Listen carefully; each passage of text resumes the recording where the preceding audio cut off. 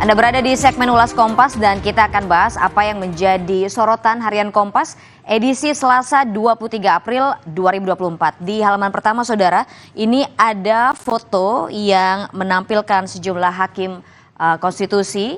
Suhartoyo ini ada posisinya 4 dari kiri, ia didampingi hakim konstitusi lainnya. Dari kiri ke kanan ada Arsul Sani, Eni Nurbaningsih, Saldi Isra, Arif Hidayat, Daniel Isbikfok, M. Guntur Hamzah, dan Ridwan Mansur. Mereka membuka sidang pembacaan putusan perselisihan hasil pemilihan umum PHPU Pilpres 2024 di Gedung MK Jakarta pada Senin kemarin. Kemudian judul besar yang ditulis oleh harian Kompas adalah kemenangan pasangan Prabowo Gibran sah.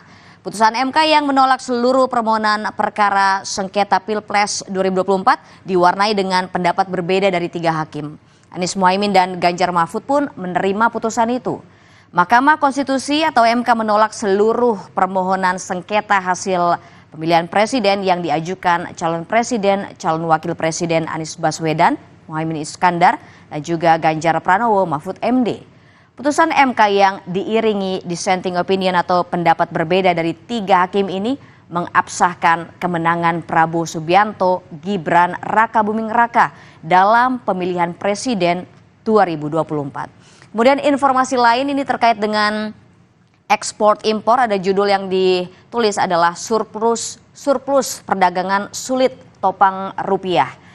Neraca perdagangan Indonesia yang surplus 47 bulan berturut-turut ternyata belum tentu cukup kuat untuk menopang rupiah dari potensi pelemahan lebih lanjut di tengah tren perlambatan ekonomi global.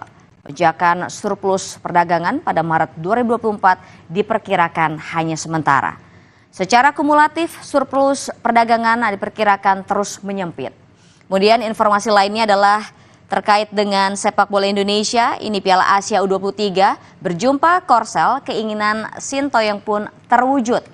Keinginan pelatih Indonesia asal Korea Selatan menghadapi tim sepak bola negara asalnya, Korea Selatan, akhirnya terwujud di perempat final Piala Asia U23 2024. Duel Indonesia menghadapi Korea Selatan, juara Piala Asia U23 2020 bakal tersaji di Stadion Abdullah bin Khalifa di Doha pada Jumat pukul 00.30 waktu Indonesia bagian Barat.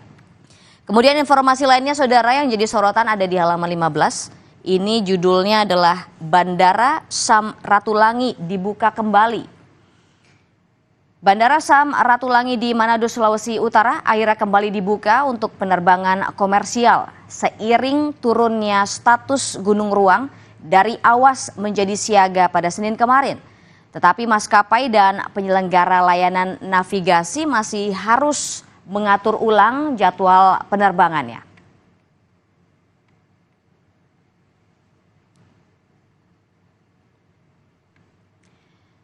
Untuk info selengkapnya Anda bisa menyimak langsung di harian Kompas yang terbit hari ini ataupun di kompas.id.